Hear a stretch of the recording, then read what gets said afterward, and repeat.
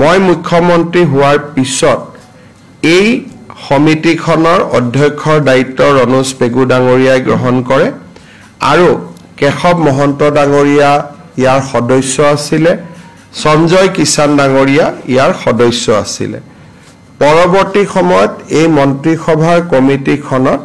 সঞ্জয় কিষাণ ডাঙৰীয়াৰ স্থানত পীযুষ হাজৰিকা জড়িত হয় ৰণোজ পেগু কেশৱ মহন্ত আৰু পীযুষ হাজৰিকা তিনিওজনৰ প্ৰচেষ্টাত এখন সুন্দৰ প্ৰতিবেদন আজি কেবিনেটৰ সন্মুখত প্ৰস্তুত কৰা হয় কেবিনেটে এই প্ৰতিবেদনখন গ্ৰহণ কৰে মন্ত্ৰীসভাৰ তিনিওগৰাকী গোটৰ সদস্যক ধন্যবাদ জনায় আৰু আমি আশা কৰোঁ যে এই প্ৰতিবেদনখনে আমাৰ 6 জনগোষ্ঠীৰ আশা আকাংক্ষাক প্ৰতিনিধিত্ব কৰিব পাৰিব আৰু সমান্তৰালভাৱে বৰ্তমানৰ জনজাতি লোকসকলৰো কোনো ক্ষতি নোহোৱাকৈ বা তেওঁলোকৰ কোনো অসুবিধা নোহোৱাকৈ আমি এই 6 জনগোষ্ঠীৰ আশা আকাংক্ষা পূৰণ কৰিব পাৰিম আমাৰ লক্ষ্য আছিল যাতে এই গোটেই প্ৰক্ৰিয়াটোত বৰ্তমানৰ জনজাতি সকলৰ কোনো ক্ষতি হ'ব নালাগে আৰু লগে লগে বা সমান্তৰালভাৱে 6 জনগোষ্ঠীৰ আশা আকাংক্ষাও বাস্তৱত ৰূপায়িত হ'ব লাগে মই বিশ্বাসী যে অসমৰ কঠিন পৰিৱেশৰ মাজত এটা ভাৰসাম্য বজাই ৰাখি মন্ত্ৰীসভাৰ গোটে যিখন প্ৰতিবেদন দাখিল কৰিছে সি নিশ্চিতভাৱে আমাৰ সকলোৱে আশা আকাংক্ষাক প্ৰতিনিধিত্ব কৰিব পাৰিব বিধানসভা চলি থকাৰ কাৰণে এই প্ৰতিবেদনখন আমি সাংবাদিকসকলৰ হাতত দিব বিচৰা নাই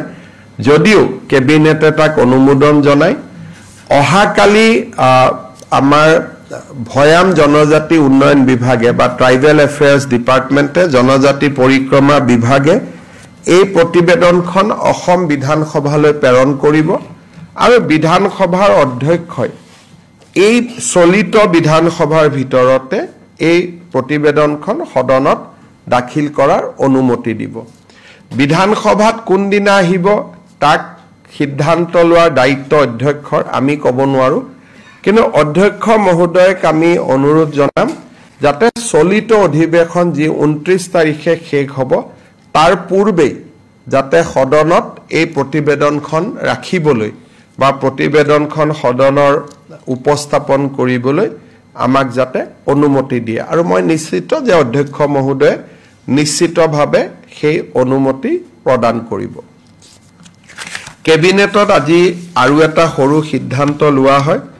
আপোনালোকে জানে যে বৃন্দাবনী বস্ত্ৰখন গুৱাহাটীত আনিবৰ বাবে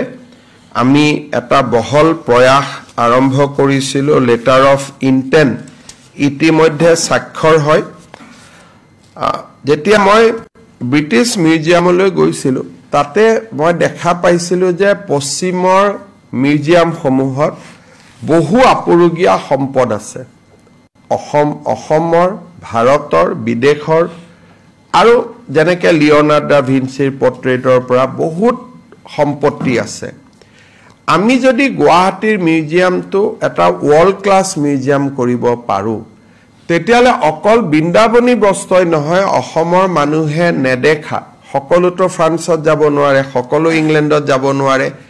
বহুত সামগ্ৰী মাজে মাজে আমি অসমলৈ আনি থাকিব পাৰিম সেইকাৰণে আমি সেৰিকালচাৰত প্ৰথমতে এবিঘা মাটি আমি ৰাখিছিলোঁ এতিয়া আমি 3 বিঘা মাটি আজি কেবিনেটে কালচাৰেল ডিপাৰ্টমেণ্টক এলট কৰিছে যাতে আমাৰ মিউজিয়ামটো আৰু অলপ ডাঙৰ কৰি আৰু খুব সাইন্টিফিক্যালি আমি বনাব পাৰোঁ আৰু মিউজিয়ামটো বনোৱাৰ সকলো খৰচ জেএছডব্লিউ ফাউণ্ডেশ্যনে দিব কিন্তু আগতে আমি এবিঘা মাটিত অকল বৃন্দাবনী বস্ত্ৰৰ বাবে বনাব খুজিছিলোঁ এতিয়া আমি 3 বিঘা মাটি লৈছোঁ যাতে অলপ ডাঙৰ কৰি দেশ বিদেশৰ আপুৰুগীয়া সম্পত্তিবিলাক যাতে আমি ইয়াত আনি থাকিব পাৰোঁ কেবিনেটে আজি 3 বিঘা মাটি হ্যান্ডলুম সেৰিকালচাৰ ডিপাৰ্টমেণ্টৰ পৰা কালচাৰেল ডিপাৰ্টমেণ্টলৈকে হস্তান্তৰ কৰাত অনুমোদন দিয়ে JSW ফাউণ্ডেশ্যনে যদি ঘৰটো বনাব ঘৰ আৰু মাটি দুইটাৰ মালিকী স্বত্ব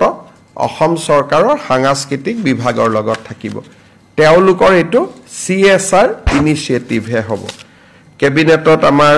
সৰু এখন Assam survey and settlement training centre teacher service rule আছিল তাকো কেবিনেটে অনুমোদন জনায় আজি মাত্ৰ তিনিটাই সাবজেক্ট আছিল মেইনলি 6 জনগোষ্ঠীৰ জনজাতিকৰণ সম্পৰ্কত মন্ত্ৰী সভা গোটৰ প্ৰতিবেদন আপোনালোকৰ যদি কিবা প্ৰশ্ন আছে আপোনালোকে কৰিব পাৰে নহয় এইটোতো আমাৰ মিউজিয়াম আমাৰ সম্পত্তি অসমৰ এইটো হল দেশ বিদেশৰ সম্পত্তি এতিয়া আমাৰ অসমত আমি তিনিটা মিউজিয়াম বনাই আছো লাচিত বৰফুকনৰ যত আমি প্ৰতিমূৰ্তি বনাইছো তাত লগত আমি দুটা মিউজিয়াম বনাইছো